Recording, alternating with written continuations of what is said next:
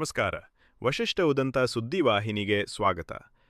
ಇಂದಿನ ಪಂಚಾಂಗ: ಮಾಘ ಮಾಸ, ಕೃಷ್ಣ ಪಕ್ಷ, ಪಾಡ್ಯತಿಥಿ, ಆಶ್ಲೇಷ ನಕ್ಷತ್ರ, ಸೋಮವಾರ. ಈ ದಿನ ಎಲ್ಲರಿಗೂ ಶುಭವಾಗಲಿ. ಇಂದಿನ ಮುಖ್ಯಾಂಶಗಳು: ಲಂಚ ಕೊಡದಿದ್ರೆ ಕೆಲಸ ಇಲ್ಲ, ಕೋರ್ಟ್ ಆದೇಶಕ್ಕೂ ಬೆಲೆ ಇಲ್ಲ. ದಾಖಲೆ ಬಿಸಾಡಿ ಹಾಸನ ಡಿಸಿ ಕಚೇರಿಯಲ್ಲಿ ಭೂ ಮಾಲೀಕರ ಆಕ್ರೋಶ. ಡಿಸಿಸಿ ಬ್ಯಾಂಕ್ ಅಧ್ಯಕ್ಷರಾಗಿ ಅವಿರೋಧ ಆಯ್ಕೆಯಾದ ಸಿಟಿ ರವಿ. ರಾಜಕೀಯ ಮಾಡೋಕೆ ಪಕ್ಷವಿದೆ, ಇಲ್ಲಿಗೆ ಸೇವೆ ಮಾಡೋಕೆ ಬಂದಿದ್ದೀನಿ. ಗಾಂಧಿ ಹೆಸರು ಅಳಿಸಿ ನೆಹರು ಹೆಸರು. ಇದ್ಯಾವ ರೀತಿ ನ್ಯಾಯ? ಗಾಂಧಿ ಹೆಸರು ಯಾವುದಕ್ಕೂ ಇಟ್ಟಿಲ್ಲ, ಇಂದಿರಾ ಗಾಂಧಿ ಫ್ಯಾಮಿಲಿ ಹೆಸರು ಎಲ್ಲದಕ್ಕೂ. ಬಿಜೆಪಿ ನಾಯಕರ ತೀವ್ರ ಆಕ್ಷೇಪ. ಈಗ ಮೈಸೂರಿನ ಪ್ರಮುಖ ಸುದ್ದಿಗಳು. ಮೈಸೂರು ನಗರದಲ್ಲಿ ಮಹಾತ್ಮ ಗಾಂಧಿ ರಾಷ್ಟ್ರೀಯ ಗ್ರಾಮೀಣ ಉದ್ಯೋಗ ಖಾತರಿ ಯೋಜನೆ ಮನರೇಗಾ ಹೆಸರನ್ನು ಬದಲಿಸಿ ಕೇಂದ್ರ ಸರ್ಕಾರ ಜಾರಿಗೆ ತಂದಿರುವ ವಿಬಿ-ಜಿ ರಾಮ್ಜಿ ಕಾಯ್ದೆ ವಿರುದ್ಧ ಕಾಂಗ್ರೆಸ್ ಪಕ್ಷದಿಂದ ಅಹೋರಾತ್ರಿ ಧರಣಿ ನಡೆಯಿತು. ಬಿಜೆಪಿ ನೇತೃತ್ವದ ಕೇಂದ್ರ ಸರ್ಕಾರ ಕಾರ್ಮಿಕರ ಹಕ್ಕುಗಳಿಗೆ ಧಕ್ಕೆ ಉಂಟುಮಾಡುತ್ತಿದೆ ಎಂದು ಕಾಂಗ್ರೆಸ್ ನಾಯಕರು ಆರೋಪಿಸಿದರು. ಮನರೇಗಾ ಯೋಜನೆಯ ಮೂಲ ಉದ್ದೇಶವನ್ನು ಬದಲಾಯಿಸುವ ಪ್ರಯತ್ನ ನಡೆಯುತ್ತಿದೆ ಎಂದು ಆಕ್ರೋಶ ವ್ಯಕ್ತಪಡಿಸಲಾಯಿತು. ನಗರದ ಪ್ರಮುಖ ವೃತ್ತದಲ್ಲಿ ನಡೆದ ಪ್ರತಿಭಟನೆಯಲ್ಲಿ ಹಲವಾರು ಕಾಂಗ್ರೆಸ್ ನಾಯಕರು ಹಾಗೂ ಕಾರ್ಯಕರ್ತರು ಭಾಗಿಯಾಗಿ ಘೋಷಣೆ ಕೂಗಿದರು. ಕಾಯ್ದೆ ಹಿಂಪಡೆಯುವಂತೆ ಆಗ್ರಹಿಸಿದ ಅವರು ಹೋರಾಟ ಮುಂದುವರಿಸುವುದಾಗಿ ಎಚ್ಚರಿಸಿದರು.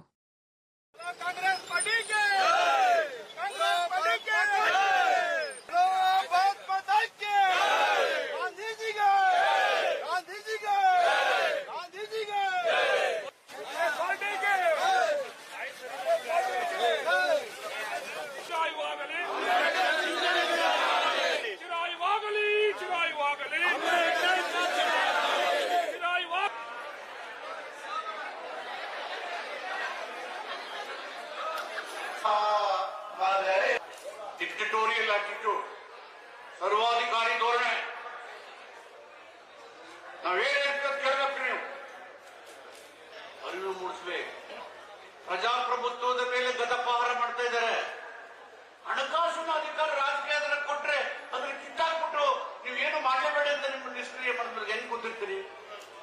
1,00,000 ಜನ ಪಂಚಾಯತಿ ಮೆಂಬರ್ಗಳಿದ್ದೀರಿ. 7,000 ಜನ ಪಂಚಾಯತಿಯ ಕಾರ್ಮಿಕರಿದ್ದಾರೆ. 7,000 ಜನ ಪಂಚಾಯತ್ ಕಾರ್ಮಿಕರು, 1,00,000 ಜನ ಮೆಂಬರ್ಸ್. ಅದೆಲ್ಲ 53% ಮಹಿಳೆಯರೇ ಇದ್ದಾರೆ ಮೆಂಬರ್ಗಳಲ್ಲಿ.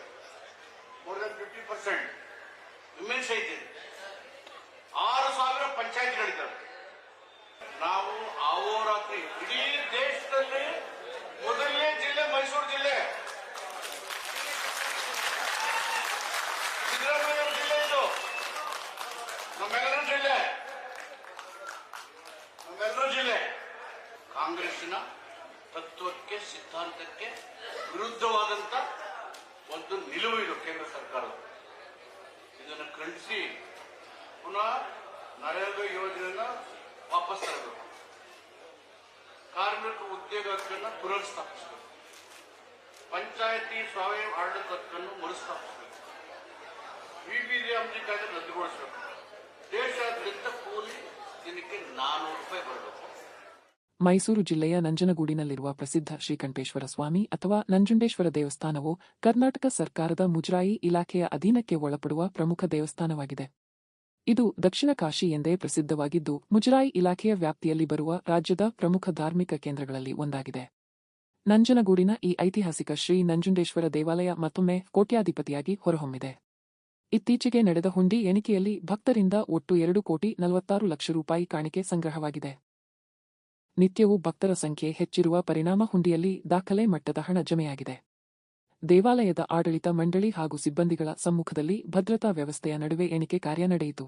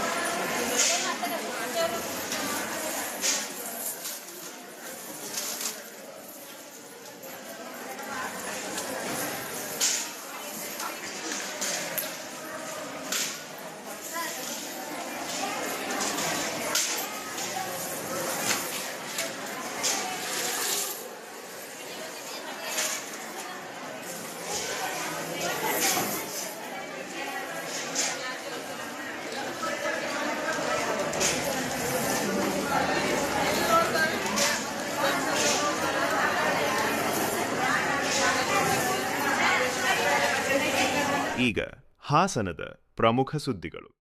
ಅರಸೀಕೆರೆ ತಾಲೂಕಿನ ಬಾಣಾವರ ಬಳಿ ಇಂದು ಭೀಕರ ರಸ್ತೆ ಅಪಘಾತ ಸಂಭವಿಸಿದ್ದು, ಒಬ್ಬರು ಮೃತಪಟ್ಟಿದ್ದು, ಇಬ್ಬರಿಗೆ ಗಂಭೀರ ಗಾಯಗಳಾಗಿವೆ. ವೇಗವಾಗಿ ಬಂದ I-20 ಕಾರು ಮತ್ತೊಂದು ವಾಹನವನ್ನು ಓವರ್ಟೇಕ್ ಮಾಡಲು ಹೋಗುವ ವೇಳೆ ಚಾಲಕನ ನಿಯಂತ್ರಣ ತಪ್ಪಿ ರಸ್ತೆ ಮಧ್ಯದ ಡಿವೈಡರ್ಗೆ ಡಿಕ್ಕಿ ಹೊಡೆದಿದೆ. ಡಿಕ್ಕಿಯ ತೀವ್ರತೆಗೆ ಕಾರು ಪಲ್ಟಿಯಾಗಿ ವಿರುದ್ಧ ದಿಕ್ಕಿನ ರಸ್ತೆಗೆ ಬಿದ್ದು, ಬಳಿಕ ರಸ್ತೆ ಪಕ್ಕದ ವಿದ್ಯುತ್ ಕಂಬಕ್ಕೂ ಡಿಕ್ಕಿ ಹೊಡೆದು ಬೆಂಕಿ ಹೊತ್ತಿಕೊಂಡಿದೆ. ಕಾರಿನಲ್ಲಿ 3 ಪ್ರಯಾಣಿಸುತ್ತಿದ್ದು, ಅಪಘಾತದ ವೇಳೆ ಒಬ್ಬ ಯುವಕ ರಸ್ತೆ ಮೇಲೆ ಬಿದ್ದಿದ್ದಾನೆ. ಕಾರಿನೊಳಗೆ ಸಿಲುಕಿದ್ದ ಇಬ್ಬರ ಪೈಕಿ ಒಬ್ಬರು ಮೃತಪಟ್ಟಿದ್ದಾರೆ. ಅಪಘಾತದಲ್ಲಿ ಹಾರನಹಳ್ಳಿ ಮೂಲದ ಯುವಕ ಮೃತಪಟ್ಟಿದ್ದು, ಮೃತದೇಹವನ್ನು ಅರಸೀಕೆರೆ ಶವಾಗಾರಕ್ಕೆ ಸ್ಥಳಾಂತರಿಸಲಾಗಿದೆ. ಗಾಯಾಳುಗಳಾದ ನವೀನ್ ಮತ್ತು ಪವನ್ ಅವರಿಗೆ ಹಾಸನದ ಖಾಸಗಿ ಆಸ್ಪತ್ರೆಯಲ್ಲಿ ಚಿಕಿತ್ಸೆ ನೀಡಲಾಗುತ್ತಿದೆ. ಅಪಘಾತದ ಬಳಿಕ ಹೊತ್ತಿ ಉರಿಯುತ್ತಿದ್ದ ಕಾರಿನ ಬೆಂಕಿಯನ್ನು ಅಗ್ನಿಶಾಮಕ ದಳ ನಂದಿಸಿದೆ. ಪೊಲೀಸರು ಪ್ರಕರಣ ದಾಖಲಿಸಿಕೊಂಡು ತನಿಖೆ ನಡೆಸುತ್ತಿದ್ದಾರೆ.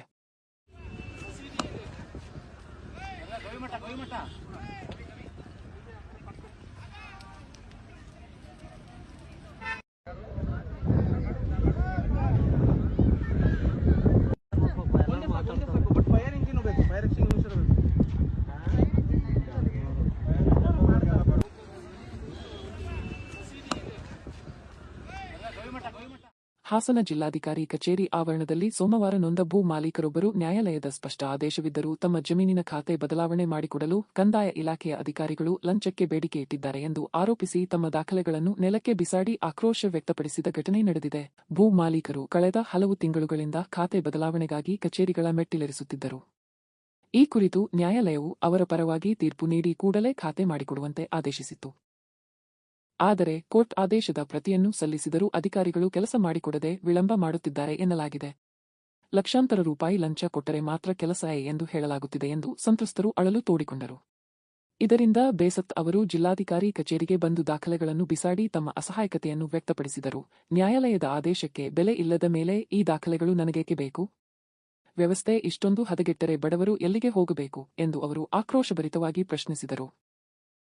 ಈ ಘಟನೆ ಸಾರ್ವಜನಿಕರ ಆಕ್ರೋಶಕ್ಕೆ ಕಾರಣವಾಗಿದ್ದು, ಭ್ರಷ್ಟ ಅಧಿಕಾರಿಗಳ ವಿರುದ್ಧ ಕಠಿಣ ಕ್ರಮಕ್ಕೆ ಒತ್ತಾಯ ಕೇಳಿಬಂದಿದೆ. ಸ್ಟೇಡಿಯಂ ಮತ್ತೆ ಮೊನ್ನೆ ಕೂಡ ನಿಮಗೆಲ್ಲ ಗೊತ್ತಿದೆ, ಲತಾ ಕುಮಾರಿ ಅವರದು ಡಿಸಿ ಅವರದು ಕಾರ್ ಸೀಸ್ ಮಾಡಿದ್ದಾರೆ. ಯಾರು ತಪ್ಪದು? ಯಾರು ಫಾಲ್ಟ್ ಸೀಸ್ ಮಾಡಿದ್ರು? ಇವ್ರು ಮೇಡಮ್ ಫಾಲ್ಟ್ ಅಲ್ಲ ಅದು. ಈ ಅಧಿಕಾರಿಗಳು ಮಾಡೋ ಗಲೀಜ್ ಕೆಲಸಗಳಿಗೆ ಡಿಸಿ ಅವ್ರ ಕಾರ್ ಸೀಸ್ ಆಗಿದೆ. ನೀವು ಮೊನ್ನೆ ಸರ್ ನೀವು ನಂಬಲ್ಲ, ಮೊನ್ನೆ ಯಾರು ಸೀಸ್ ಮಾಡಿ ಅಡ್ವೊಕೇಟ್ ನಮಗಂದ್ರು ಈ ಫೈಲ್ ಕೊಡಿ, ಇಲ್ಲಿ ಮತ್ತೆ ಆಫೀಸ್ ಬಿಗ್ ಹಾಕಿಸ್ತೀವಿ ಅಂತಂದ್ರು. ಇದೇ ಯಾರು ಅಡ್ವೊಕೇಟ್ಸ್ ನಮಗೆ ಮಾಡ್ಸಕ್ಕಾಗಲ್ವಾ? ಬಟ್ ಲತಾ ಕುಮಾರ್ ಅವ್ರ ಮುಖಾಂತರ ನಾವು ಸುಮ್ಮನಿದ್ದೀವಿ. ನಮ್ದು ಫೈಲ್ ತಪ್ಪಿದೆ ಸರ್, ನೋಡಿ ಫೈಲ್ ತಪ್ಪಿಲ್ವಾ? ನಮ್ ಕೇಸ ಹೊಳೆ ಹಾಕಿ ಫೈಲ್ ನಮ್ದು ಇಲ್ಲಿಗಲ್ ಆಗಿ ಫೈಲ್ ಹೋಗ್ತಾ ಹೊಳೆ ಹಾಕಿ. ಇಷ್ಟು ಲೀಗಲ್ ಆಗಿದ್ದೆ ಇವ್ರಿಗೆ ಹಿಂಗ್ ಮಾಡ್ತಿದ್ದಾರೆ ಅಂತಂದ್ರೆ ಇನ್ ಬಡ ಜನರ ಕಥೆ ಏನು ಸರ್? ನಾವು ಸ್ಟೇಡಿಯಂ ಸರ್ವೆ ನಂಬರ್ 16/6A2 ಇದು ಖಾತೆ ಆಲ್ರೆಡಿ ಎಕ್ಸಿಸ್ಟಿಂಗ್ ಖಾತಾ ಇದೆ ಮುನ್ಸಿಪಾಲಿಟಿಯಲ್ಲಿ. ಅದನ್ನ ಆಸ್ ಪರ್ ಕೋರ್ಟ್ ಆರ್ಡರ್ಸ್ ಖಾತಾ ಬದಲಾವಣೆ ಮಾಡಿ ಅಂತ ನಾವು ರಿಕ್ವೆಸ್ಟ್ ಕೊಡ್ಕೊಂಡ್ ಬಂದು ಆಗ್ಲೇ 1 ವರ್ಷ ಆಗ್ತಾ ಬಂತು. ಈಗವರೆಗೂ ಖಾತಾ ಬದಲಾವಣೆ ಮಾಡ್ತಾ ಇಲ್ಲ ಅವರು. ಯಾರು ಎಷ್ಟು ಕೇಳ್ತಿದ್ದಾರೆ ಲಂಚ? ಯಾರು ಕೇಳ್ತಿರೋದು? ಎಷ್ಟು ಕೇಳ್ತೀವಿ ನೀವ್ ಹೇಳಿ. ಸಕಲೇಶ್ಪುರ RO ಪ್ರಕಾಶ್ ಅಂತ ಹೇಳಿ, ಮತ್ತೆ ಸಕಲೇಶ್ಪುರ ಪುರಸಭೆ ಮುಖ್ಯಾಧಿಕಾರಿ ಮಹೇಶ್ವರಪ್ಪ, ಇವ್ರುಗಳು ಒತ್ತಡಕ್ಕೆ ಇದು ಮಾಡಿ ನಮ್ ಯಾವ್ದು ಕೆಲಸಗಳನ್ನ ಮಾಡ್ತಾ ಇಲ್ಲ. ಖಾತೆ ಬದಲಾವಣೆ ಖಾತಾ ಬದಲಾವಣೆ ಡಿಸಿ ಆಫೀಸಲ್ಲಿ ಯಾರು ಕೇಳ್ತಾರೆ ಸರ್? ನೋಡಿ ಸರ್, ಯಾಕಂದ್ರೆ ನೋಡಿ ಈಗ ಖಾತಾ ಬದಲಾವಣೆ ನೋಡಿ ಸರ್, ಡಿಸಿ ಲೆಟರ್ ಹಾಕಿದ್ದಾರೆ. ಯಾರು ಲೆಟರ್ ಹಾಕಿದ್ದಾರೆ? ಸಿಎಂ ಲೆಟರ್ ಹಾಕಿದ್ದಾರೆ. ಇದನ್ನ ಈಗ ಮ್ಯಾನಿಪುಲೇಟ್ ಮಾಡಕ್ ನೋಡ್ತಾ ಇದ್ದಾರೆ. ಅದಕ್ಕೆ ನಾನೇನಂದ್ರೆ, ನಾವು ಏನ್ ಡಾಕ್ಯುಮೆಂಟ್ಸ್ ಪ್ರೊಡ್ಯೂಸ್ ಮಾಡ್ತೀವಿ, ಆ ಡಾಕ್ಯುಮೆಂಟ್ಸ್ ಏನ್ ಪ್ರೊಡ್ಯೂಸ್ ಮಾಡ್ತೀವಲ್ಲ ಡಿಸಿ ಮುಂದೆ ರೆಕಾರ್ಡ್ ಆಗ್ಬೇಕು. ಯಾವುದೇ ಯಾಕಂದ್ರೆ ಇಲ್ಲಿ ಡಿಸಿ ಮಿಸ್ಗೈಡ್ ಮಾಡ್ತಾರೆ. ಕೋರ್ಟ್ ಆದೇಶ ಇದೆ, ಕೋರ್ಟ್ ಆದೇಶದ ಕೂಡ ಉಲ್ಲಂಘನೆ ಮಾಡ್ತಾ ಇದ್ದಾರೆ. ಡಿಸಿ ಆಫೀಸಲ್ಲಿ ಯಾರು ಲಂಚ ಕೇಳ್ತಾರೆ ಸರ್? ಡಿಸಿ ಆಫೀಸರ್ ಇಲ್ಲ ಸರ್, ಇದು ಚೀಫ್ ಆಫೀಸರ್ ಲಂಚ ಕೇಳಿದ್ದು. ಚೀಫ್ ಆಫೀಸರ್ ಸಾರಿ ಸಕಲೇಶ್ಪುರ RO ಪ್ರಕಾಶ್ ಅಂತ ಹೇಳಿ. RO ಪ್ರಕಾಶ್ ಎಷ್ಟು ಕೇಳ್ತಿದ್ದಾರೆ? ಎಷ್ಟು ಕೇಳ್ತಿದ್ದಾರೆ? ಗುಂಟೆಗೆ 1 ಲಕ್ಷ ತರ 29 ಗುಂಟೆ 29 ಲಕ್ಷ ದುಡ್ಡು ಕೊಡಿ ಅಂತ ಹೇಳಿ ಕೇಳಿದಕ್ಕೆ ನಾವು ಕಾನೂನುಬದ್ಧವಾಗಿದೆ ಮಾಡಿ ಸರ್, ಎಲ್ಲ ಹೈಕೋರ್ಟ್ ಡೈರೆಕ್ಷನ್ಸ್ ಇದೆ, ಕಾನೂನುಬದ್ಧವಾಗಿದೆ ಮಾಡಿ ಅಂತ ನಾವು ಕೇಳ್ತಾ ಇದೀವಿ. ಮತ್ತೆ ದುಡ್ಡು ಅಂದ್ರೆ ಒರಿಜಿನಲ್ ದುಡ್ಡು ಅದನ್ನ ಹೈಯರ್ ಅಪ್ಸ್ ಇದ್ದಾರೆ ಇಲ್ಲಿ, ನನಗೆ ಗೊತ್ತಿದೆ ಯಾರು ಅಂತ ಹೇಳ್ಬಿಟ್ಟು ಅವ್ರಿಗೂ ಕೂಡ ಬರುತ್ತೆ ದುಡ್ಡು. ಅವ್ರು ಡಾಕ್ಯುಮೆಂಟ್ಸ್ ನೋಡಲ್ಲ ಕಣ್ರಿ. ಯಾಕೆ ನೋಡೋದ ಡಾಕ್ಯುಮೆಂಟ್ಸ್? ನಿಮಗೆ ಸಂಬಳ ಕೊಡ್ತಾರೆ ಸರ್ಕಾರ, ನಿಮಗೆ ನಿಂಗೆ ಪುಕ್ಷ ಬರ್ತಾರೆ ನಿಮಗೆ. ನಾವು ತಿಂದು ಬಿಟ್ಟರೆ ನೀನು ತಿಂತಿದ್ಯಲ್ಲ ಇದಾಗಿ ಸಂಬಳ ಆಗಿ ನಾವು ಕೊಡ್ತೇವೆ ಟ್ಯಾಕ್ಸ್ ಸಂಬಳ ತಗೊಳ್ತೇವೆ. ನಾವು ಮಾತಾಡೋದು ಅಂತ ಯಾಕೆ ಮಾತಾಡೋಲ್ಲ? ಡಾಕ್ಯುಮೆಂಟ್ಸ್ ನೋಡೋದು ಯಾಕೆ? ಡಾಕ್ಯುಮೆಂಟ್ಸ್ ನೋಡೋದು ನೀನು ಬರ್ಲಿ, ADC ಬರ್ಲಿ, ಡಾಕ್ಯುಮೆಂಟ್ ವೆರಿಫೈ ಮಾಡಿ ಬನ್ನಿ. ಇಲ್ಲಿ ಪಬ್ಲಿಕ್ ಮುಂದೆ ವಿಡಿಯೋ ಮಾಡಿ ಸರ್, ನೀವು ಡಾಕ್ಯುಮೆಂಟ್ ವೆರಿಫೈ ಮಾಡ್ಬೇಕಾದ್ರೆ ಗೊತ್ತಾಗುತ್ತವಾಗ ಫುಲ್ ಫೋಟೋಗಳು. ಈಗ ಚಿಕ್ಕಮಗಳೂರಿನ ಪ್ರಮುಖ ಸುದ್ದಿಗಳು. ಜಿಲ್ಲಾ ಕೇಂದ್ರ ಸಹಕಾರಿ ಡಿಸಿಸಿ ಬ್ಯಾಂಕ್ ಅಧ್ಯಕ್ಷರಾಗಿ ಅವಿರೋಧವಾಗಿ ಆಯ್ಕೆಯಾದ ಬಳಿಕ ಸಿ.ಟಿ. ರವಿ ಅವರು ತಮ್ಮ ಮೊದಲ ಪ್ರತಿಕ್ರಿಯೆ ನೀಡಿದರು. 13 ಮಂದಿ ನಿರ್ದೇಶಕರು ಹಾಗೂ ಜಿಲ್ಲಾ ಕೋರ್ ಕಮಿಟಿ ಸದಸ್ಯರು ನನ್ನನ್ನು ಅವಿರೋಧವಾಗಿ ಆಯ್ಕೆ ಮಾಡಿದ್ದಾರೆ. ಅವರಿಗೆ ನಾನು ಧನ್ಯವಾದ ಸಲ್ಲಿಸುತ್ತೇನೆ. ಇದು ಸೇವಾ ಕ್ಷೇತ್ರ, ರಾಜಕೀಯ ಕ್ಷೇತ್ರವಲ್ಲ. ಇಲ್ಲಿಗೆ ಸೇವೆ ಮಾಡೋಕೆ ಬಂದಿದ್ದೇನೆ ಎಂದು ಹೇಳಿದರು. ರಾಜಕೀಯ ಮಾಡಲು ಪಕ್ಷವಿದೆ, ಆದರೆ ಬ್ಯಾಂಕ್ನಲ್ಲಿ ಜನಸ್ನೇಹಿಯಾಗಿ, ರೈತ ಸ್ನೇಹಿಯಾಗಿ, ಆಡಳಿತ ವರ್ಗ ಹಾಗೂ ಸಿಬ್ಬಂದಿ ಒಟ್ಟಾಗಿ ಸಂಸ್ಥೆಯ ಹಿತದೃಷ್ಟಿಯಿಂದ ಕೆಲಸ ಮಾಡುತ್ತೇವೆ ಎಂದರು. ತಮ್ಮೊಂದಿಗೆ ಹೊಸೂರು ದಿನೇಶ್ ಅವರನ್ನು ಉಪಾಧ್ಯಕ್ಷರಾಗಿ ಆಯ್ಕೆ ಮಾಡಲಾಗಿದೆ ಎಂದು ತಿಳಿಸಿದರು. ಸಹಕಾರಿ ಕ್ಷೇತ್ರದ ಮಿತಿ ಮತ್ತು ವ್ಯಾಪ್ತಿ ಅರಿತು ಎಲ್ಲರೂ ಎಲ್ಲರಿಗಾಗಿ ಎಂಬ ಸಹಕಾರ ತತ್ವದಡಿ ಕಾರ್ಯನಿರ್ವಹಿಸುವುದಾಗಿ ಹೇಳಿದರು. ನಮ್ಮೆಲ್ಲ ಪಕ್ಷದ ಕೋರ್ ಕಮಿಟಿಯ ಜೊತೆಗೆ 13 ಜನ ನಿರ್ದೇಶಕರು, NDAಯ ಮಿತ್ರರಾಗಿರ್ತಕ್ಕಂಥ ಭೋಜೇಗೌಡರು, ಸುರೇಶ್ ಅವರು, ಬೆಳ್ಳಿಪ್ರಕಾಶ್ ಅವರು, ಜೀವರಾಜ್ ಅವರು, ನಮ್ಮ ಪಕ್ಷದ ಜಿಲ್ಲಾಧ್ಯಕ್ಷರಾದಂಥ ದೇವರಾಜ್ ಶೆಟ್ಟರು, ಇದಲ್ಲದೆ ನಮ್ಮ ನಿರ್ದೇಶಕರುಗಳು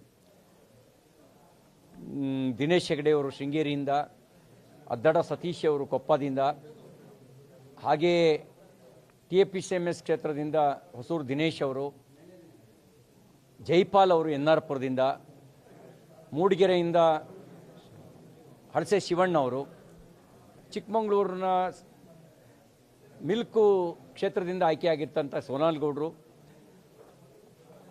ಇತರೆ ಕ್ಷೇತ್ರಗಳಿಂದ ಆಯ್ಕೆಯಾಗಿರ್ತಕ್ಕಂಥ TL ರಮೇಶ್ ಅವರು, ಬಸವರಾಜಪ್ಪನವರು, ಆನಂದಪ್ಪನವರು ಸೇರಿದಂತೆ 13 ಜನ ನಮ್ಮನ್ನು ಅವಿರೋಧವಾಗಿ ಆಯ್ಕೆ ಮಾಡಿದ್ದಾರೆ. ಅವರಿಗೆ ನಾನು ತಮ್ಮ ಮೂಲಕ ಧನ್ಯವಾದಗಳನ್ನು ಸಲ್ಲಿಸ್ತೀನಿ. ಇದು ಸೇವಾ ಕ್ಷೇತ್ರನ, ಇದು ರಾಜಕೀಯ ಮಾಡೋ ಕ್ಷೇತ್ರ ಅಲ್ಲ. ರಾಜಕೀಯ ಮಾಡೋಕ್ಕೆ ನಮಗೆ ನಮ್ಮ ಪಕ್ಷ ಇದೆ. ಇದು ಸೇವಾ ಕ್ಷೇತ್ರ. ಈ ಸೇವಾ ಕ್ಷೇತ್ರದಲ್ಲಿ ರೈತ ಸ್ನೇಹಿಯಾಗಿ, ಜನಸ್ನೇಹಿಯಾಗಿ ನಾವು ಇಲ್ಲಿಯ ನೌಕರ ವರ್ಗದವರು ಮತ್ತು ಆಡಳಿತ ಮಂಡಳಿ ಒಂದು ಕುಟುಂಬದವ್ರ ಥರ ಸಂಸ್ಥೆ ಹಿತದೃಷ್ಟಿಯಿಂದ, ಜನರ ಹಿತದೃಷ್ಟಿಯಿಂದ ಒಟ್ಟಾಗಿ ಕೆಲಸ ಮಾಡ್ತೀವಿ. ಈ ಸಂದರ್ಭದಲ್ಲಿ ನನ್ನನ್ನು ಅಧ್ಯಕ್ಷನನ್ನಾಗಿ, ನಮ್ಮ ಹೊಸೂರು ದಿನೇಶ್ ಅವರನ್ನ ಉಪಾಧ್ಯಕ್ಷರನ್ನಾಗಿ ಆಯ್ಕೆ ಮಾಡಿದ್ದಾರೆ. ಈ ಸಹಕಾರಿ ಕ್ಷೇತ್ರದ ಮಿತಿ ಮತ್ತು ಇದರ ವ್ಯಾಪ್ತಿ ಇದನ್ನು ಅರ್ಥ ಮಾಡಿಕೊಂಡು ಇದರ ಇತಿಮಿತಿ ಒಳಗಡೆ ಜನಸ್ನೇಹಿಯಾಗಿ ಕೆಲಸ ಮಾಡ್ತೀವಿ. ಇದರೊಳಗೆ ರಾಜಕಾರಣಕ್ಕೆ ಅವಕಾಶ ಇಲ್ಲ. ಎಲ್ಲರೂ ಎಲ್ಲರಿಗಾಗಿ ಅನ್ನುವ ಸಹಕಾರದ ತತ್ವವನ್ನು ಗಮನದಲ್ಲಿಟ್ಕೊಂಡು ಕೆಲಸ ಮಾಡ್ತೀವಿ. ಚಿಕ್ಕಮಗಳೂರು DCC ಬ್ಯಾಂಕ್ ಉಪಾಧ್ಯಕ್ಷರಾಗಿ ಆಯ್ಕೆಯಾದ ದಿನೇಶ್ ಹೊಸೂರು ಅವರು ತಮ್ಮ ಪ್ರತಿಕ್ರಿಯೆ ನೀಡಿದರು. ಬ್ಯಾಂಕ್ನ ಹುದ್ದೆಗೆ ಅವಿರೋಧವಾಗಿ ಆಯ್ಕೆ ಮಾಡಿದ 13 ಜನ ನಿರ್ದೇಶಕರಿಗೆ ಹಾಗೂ ಜಿಲ್ಲೆಯ ಕೋರ್ ಕಮಿಟಿಯ ಎಲ್ಲ ಸದಸ್ಯರಿಗೆ ಅವರು ಧನ್ಯವಾದ ಸಲ್ಲಿಸಿದರು.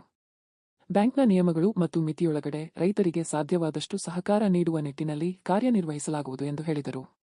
ರೈತರ ಆಶೋತ್ತರಗಳಿಗೆ ಸ್ಪಂದಿಸುವ ಜವಾಬ್ದಾರಿಯನ್ನು ಪ್ರಾಮಾಣಿಕವಾಗಿ ನಿರ್ವಹಿಸುತ್ತೇವೆ ಎಂದರು. ಬ್ಯಾಂಕ್ನೊಳಗೆ ಪಕ್ಷ ರಾಜಕಾರಣಕ್ಕೆ ಅವಕಾಶ ನೀಡದೆ ಎಲ್ಲ 13 ನಿರ್ದೇಶಕರು ಒಟ್ಟಾಗಿ ಜಿಲ್ಲೆಯ ರೈತರಿಗೆ ಅನುಕೂಲವಾಗುವ ಅಭಿವೃದ್ಧಿ ಕಾರ್ಯಗಳನ್ನು ಕೈಗೊಳ್ಳುತ್ತೇವೆ ಎಂದು ದಿನೇಶ್ ಹೊಸೂರು ತಿಳಿಸಿದರು.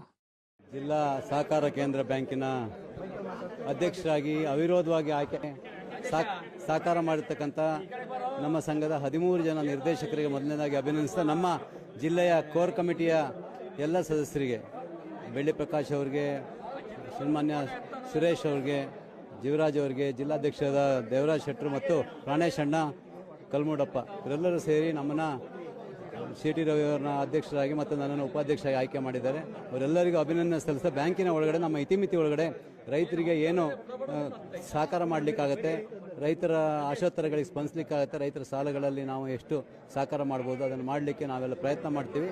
ಬ್ಯಾಂಕಿನೊಳಗಡೆ ಎಲ್ಲೂ ಪಕ್ಷ ಅನ್ನೋದನ್ನು ತರದೆ ಇಡೀ ಎಲ್ಲ 13 ಜನ ಒಟ್ಟಾಗಿ ಇನ್ನಷ್ಟು ಈ ಜಿಲ್ಲೆ ರೈತರಿಗೆ ಅನುಕೂಲವಾಗುವಂಥ ಕೆಲಸಗಳನ್ನ ನಾವು ಒಟ್ಟಾಗಿ ಮಾಡ್ತೀವಿ. ಈಗ ರಾಜ್ಯ ಮತ್ತು ರಾಷ್ಟ್ರೀಯ ಸುದ್ದಿಗಳು. ಗಾಂಧಿನಗರ ವಾರ್ಡ್ ಹೆಸರನ್ನು ನೆಹರು ನಗರ ಎಂದು ಮರುನಾಮಕರಣ ಮಾಡಿರುವುದಕ್ಕೆ ಬಿಜೆಪಿ ಶಾಸಕ ಸುರೇಶ್ ಕುಮಾರ್ ತೀವ್ರ ಆಕ್ಷೇಪ ವ್ಯಕ್ತಪಡಿಸಿದರು. ಗಾಂಧಿನಗರ ಎಂಬ ಹೆಸರನ್ನು ಬದಲಾಯಿಸಿ ನೆಹರು ನಗರ ಎಂದು ಇಡುವುದು ಯಾವ ರೀತಿ ನ್ಯಾಯ ಎಂದು ಅವರು ಪ್ರಶ್ನಿಸಿದರು. ನಂತರ ಮಾತನಾಡಿದ ವಿರೋಧ ಪಕ್ಷದ ನಾಯಕ ಆರ್ ಅಶೋಕ್, ಕಾಂಗ್ರೆಸ್ ಗಾಂಧಿ ಹೆಸರನ್ನು ಯಾವುದಕ್ಕೂ ಇಟ್ಟಿಲ್ಲ, ಆದರೆ ಇಂದಿರಾ ಗಾಂಧಿ ಹೆಸರನ್ನು ಬಹುತೇಕ ಎಲ್ಲ ಯೋಜನೆಗಳು ಹಾಗೂ ಸಂಸ್ಥೆಗಳಿಗೆ ಇಟ್ಟಿದ್ದಾರೆ ಎಂದು ಟೀಕಿಸಿದರು. ಇಂದಿರಾ ಗಾಂಧಿ ಕುಟುಂಬದ ಹೆಸರಿನಲ್ಲಿ ಅನೇಕ ಸರ್ಕಾರಿ ಯೋಜನೆಗಳು ಇದ್ದು ಅವುಗಳ ಪಟ್ಟಿ ದೊಡ್ಡದಾಗಿದೆ ಎಂದು ಹೇಳಿದರು. ಹೆಸರು ಬದಲಾವಣೆಯ ವಿಚಾರದಲ್ಲಿ ಕಾಂಗ್ರೆಸ್ ದ್ವಂದ್ವ ನೀತಿ ಅನುಸರಿಸುತ್ತಿದೆ ಎಂದು ಬಿಜೆಪಿ ನಾಯಕರು ಆರೋಪಿಸಿದರು. 5 ಕಾರ್ಪೊರೇಷನ್ ಮಾಡಿದ್ರು. 5 corporation Bengaluru central corporation Gandhinagar constituency ಇದೆ. ಗಾಂಧಿನಗರ ಅನ್ನೋ ವಾರ್ಡ್ ಅನ್ನ ಹೆಸರು ಚೇಂಜ್ ಮಾಡಿ ನೆಹರು ನಗರ ಮಾಡಿದ್ದಾರೆ. ಇದು ಯಾವ ರೀತಿ ನ್ಯಾಯ? ಏನು ವಾರ್ಡ್ ಹೆಸರು ಹೌದು ಸ್ವಾಮಿ. ಸರ್, ಗಾಂಧಿ ಹೆಸರು ಬೇರೆ ವಾರ್ಡ್ ಇದೆ ಸರ್. ನೆಹರು ಬೇರೆ ವಾರ್ಡ್ ಇದೆ ಸಭಾಧ್ಯಕ್ಷ. ಇವತ್ತು ಎಲ್ಲ ಇದು ನಿಮಗೆ ಗಾಂಧಿ ಹೆಸರಲ್ಲಿ ಏನೇನು ಅನ್ಯಾಯ ಮಾಡಿದಾರೋ ಅದನ್ನ ಆಮೇಲೆ ಹೇಳ್ತೀನಿ ನಾನು. ಆದರೆ ನೀವು ಇಂದಿರಾ ಗಾಂಧಿ ಫ್ಯಾಮಿಲಿಯಲ್ಲಿ ನೀವು ಇಟ್ಟಿರೋ ಹೆಸರುಗಳು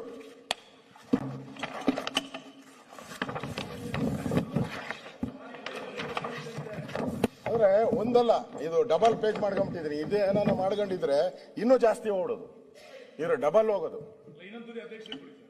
ಬೇಡ, ನಮ್ಮ ಅಧ್ಯಕ್ಷರು ಪಾಪ ನನ್ನ ಆರೋಗ್ಯ ಎಲ್ಲ ವಿಚಾರಿಸ್ಕೊಂಡು ಮಾತಾಡಕ್ಕೆ ಅವಕಾಶ ಕೊಟ್ಟಿದ್ರು. ನಮ್ಮ ಅಧ್ಯಕ್ಷರು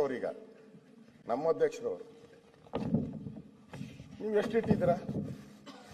ಸುಮ್ಮನೆ 4-5 ಓದ್ತೀನಿ ಅಷ್ಟೇ. ರಾಜೀವ್ ಗಾಂಧಿ ಗ್ರಾಮೀಣ ವಿದ್ಯುತ್ ಯೋಜನೆ, ರಾಜೀವ್ ಗಾಂಧಿ ಕುಡಿಯುವ ನೀರಿನ ಮಿಷನ್, ರಾಜೀವ್ ಗಾಂಧಿ ರಾಷ್ಟ್ರೀಯ ಶಿಶು ವಿಹಾರ, ರಾಜೀವ್ ಗಾಂಧಿ ಉದ್ಯಮ ಮಿತ್ರ, ಇಂದಿರಾ ಆವಾಸ್ ಯೋಜನೆ, ಇಂದಿರಾ ರಾಷ್ಟ್ರೀಯ ವೃದ್ಧಾಪ್ಯ ಪಿಂಚಣಿ, ಜವಾಹರ್ಲಾಲ್ ನೆಹರು ನಗರ ನವೀಕರಣ, ಜವಾಹರ್ಲಾಲ್ ನೆಹರು ರೋಜ್ಗಾರ್ ಯೋಜನೆ, ರಾಜೀವ್ ಗಾಂಧಿ ಶ್ರಮಿಕ್ ಕಲ್ಯಾಣ್, ಇಂದಿರಾ ಗಾಂಧಿ ಕಾಲುವೆ ಯೋಜನೆ, ಕಾಲುವೆಗೂ, ರಾಜೀವ್ ಗಾಂಧಿ ಶಿಲ್ಪ ಸ್ವಾಸ್ಥ್ಯ ಬಿಮಾ ಯೋಜನೆ, ರಾಜೀವ್ ಗಾಂಧಿ ಪುನರ್ ವಸತಿ ಪ್ಯಾಕೇಜ್, ರಾಜೀವ್ ಗಾಂಧಿ ಸಾಮಾಜಿಕ ಭದ್ರತೆ, ರಾಜೀವ್ ಗಾಂಧಿ ಪ್ರಾಥಮಿಕ ಶಿಕ್ಷಣ, Rajiv Gandhi mission and food security, Rajiv Gandhi mission ಸಮುದಾಯ ಆರೋಗ್ಯ ಕೇಂದ್ರ, ಈ ತರ ಹಂಗೆ ಹೋಗ್ತಾ ಇದ್ದೀನಿ. ಇನ್ನು ಬೆಂಗಳೂರು ನಗರದಲ್ಲಿ ಗಾಳಿಪಟದ ಮಾಂಜ ದಾರದಿಂದ ಭೀಕರ ಅಪಘಾತ ಸಂಭವಿಸಿದೆ. ರಸ್ತೆ ಮೇಲೆ ಸಂಚರಿಸುತ್ತಿದ್ದ ಬೈಕ್ ಸವಾರನಿಗೆ ಗಾಳಿಪಟದ ದಾರ ಅಡ್ಡ ಸಿಕ್ಕಿದೆ. ಅದನ್ನು ಬಿಡಿಸಲು ಸಹಾಯ ಮಾಡಲು ಬಂದ ಒಬ್ಬ ವ್ಯಕ್ತಿ. ಆಗ ಹಾದು ಹೋಗುತ್ತಿದ್ದ ಕಾರೊಂದು ಆ ದಾರವನ್ನು ಎಳೆದುಕೊಂಡು ಹೋಗಿದೆ. ಕಾರಿನ ವೇಗದ ರಭಸಕ್ಕೆ ಮಾಂಜ ದಾರ ಸಹಾಯ ಮಾಡಲು ಬಂದ ವ್ಯಕ್ತಿಯ ಕಾಲಿಗೆ ಬಿಗಿಯಾಗಿ ಸುತ್ತಿಕೊಂಡು ಕಾಲಿನ 3 ನರಗಳು ಕಟ್ ಆಗಿ ಗಂಭೀರ ಗಾಯ ಉಂಟಾಗಿದೆ. ಗಾಯಾಳುವನ್ನು ತಕ್ಷಣ ಆಸ್ಪತ್ರೆಗೆ ದಾಖಲಿಸಲಾಗಿದ್ದು ಚಿಕಿತ್ಸೆ ನೀಡಲಾಗುತ್ತಿದೆ. ಅಪಾಯಕಾರಿ ಮಾಂಜ ದಾರ ಬಳಕೆಯಿಂದ ಸಾರ್ವಜನಿಕರ ಜೀವಕ್ಕೆ ಅಪಾಯ ಉಂಟಾಗುತ್ತಿದ್ದು, ಈ ಬಗ್ಗೆ ಕಟ್ಟುನಿಟ್ಟಿನ ಕ್ರಮ ಕೈಗೊಳ್ಳಬೇಕೆಂದು ಸಾರ್ವಜನಿಕರು ಆಗ್ರಹಿಸಿದ್ದಾರೆ.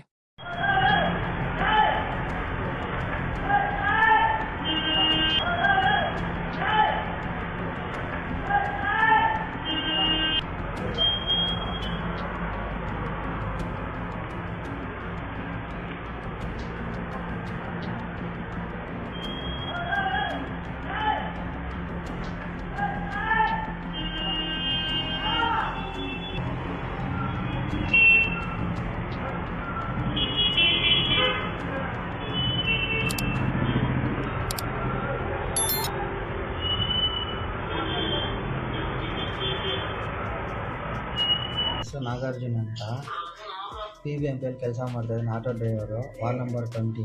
ಕೆಲಸ ಎಲ್ಲ ಮುಗಿಸ್ಕೊಂಡು ದಾರ ಎಲ್ಲ ಹೋಗ್ತಾ ಇದ್ದೀನಿ. ಪಕ್ಕದಲ್ಲಿ ಪಬ್ಲಿಕ್ಗೆ ದಾರ ಡಿಸ್ಟರ್ಬೆನ್ಸ್ ಆಗಿ ಗಾಳಿಪಟಕ್ಕೆ ಬಿಡೋ ದಾರ ಸೇರ್ಕೊಂಡಿತ್ತು. ಸೇರಂತ ನಾನು ಆ ದಾರಿಯಲ್ಲಿ ನಡ್ಕೊಂಡು ಹೋದೆ. ಅದೇನು ನೋಡಿ ಬಿಡಿಸ್ಬಿಡೋಣ ಅಂತ ಅನ್ಎಕ್ಸ್ಪೆಕ್ಟೆಡ್ ನನ್ನ ಕಾಲು ತಗಲ್ಕೊಂಡು ಕಾರಿಗೆ ತಗಲ್ಕೊಂಡು ಕಾಲು ಕಟ್ಟಾಗ್ಬಿಟ್ಟಿದೆ. ಫುಲ್ಲು ಓಪನ್ ಆಗಿ ಫುಲ್ ಬ್ಲಡ್ ಹೋಗ್ತಾಯಿದೆ. ಪಬ್ಲಿಕ್ ತೊಗೊಂಡು ಬಂದು ಹಾಸ್ಪಿಟ್ಲಿಗೆ ಹಾಕಿದ್ದಾರೆ, ಸರ್ಜರಿ ಮಾಡಿದ್ದಾರೆ. 3 ನರ ಕಟ್ಟಾಗಿದೆ ಅಂತೆ. ಎದ್ದು ನಡೆಯೋಕ್ಕೆ 4 ತಿಂಗಳು 5 ತಿಂಗಳು ಬೇಕಂತ ಇದ್ದಾರೆ. ಮತ್ತೊಮ್ಮೆ ಮುಖ್ಯಾಂಶಗಳು. ಲಂಚ ಕೊಡದಿದ್ರೆ ಕೆಲಸ ಇಲ್ಲ, ಕೋರ್ಟ್ ಆದೇಶಕ್ಕೂ ಬೆಲೆ ಇಲ್ಲ. ದಾಖಲೆ ಬಿಸಾಡಿ ಹಾಸನ ಡಿಸಿ ಕಚೇರಿಯಲ್ಲಿ ಭೂ ಮಾಲೀಕರ ಆಕ್ರೋಶ. ಡಿಸಿಸಿ ಬ್ಯಾಂಕ್ ಅಧ್ಯಕ್ಷರಾಗಿ ಅವಿರೋಧ ಆಯ್ಕೆಯಾದ ಸಿಟಿ ರವಿ. ರಾಜಕೀಯ ಮಾಡೋಕೆ ಪಕ್ಷವಿದೆ, ಇಲ್ಲಿಗೆ ಸೇವೆ ಮಾಡೋಕೆ ಬಂದಿದ್ದೀನಿ. ಗಾಂಧಿ ಹೆಸರು ಅಳಿಸಿ ನೆಹರು ಹೆಸರು. ಇದ್ಯಾವ ರೀತಿ ನ್ಯಾಯ? ಗಾಂಧಿ ಹೆಸರು ಯಾವುದಕ್ಕೂ ಇಟ್ಟಿಲ್ಲ, ಇಂದಿರಾ ಗಾಂಧಿ ಫ್ಯಾಮಿಲಿ ಹೆಸರು ಎಲ್ಲದಕ್ಕೂ. ಬಿಜೆಪಿ ನಾಯಕರ ತೀವ್ರ ಆಕ್ಷೇಪ. ಇಲ್ಲಿಗೆ ಇಂದಿನ ವಾರ್ತಾ ಪ್ರಸಾರ ಮುಕ್ತಾಯವಾಯಿತು. ಧನ್ಯವಾದಗಳು. ಈ ದಿನ ಎಲ್ಲರಿಗೂ ಶುಭವಾಗಲಿ.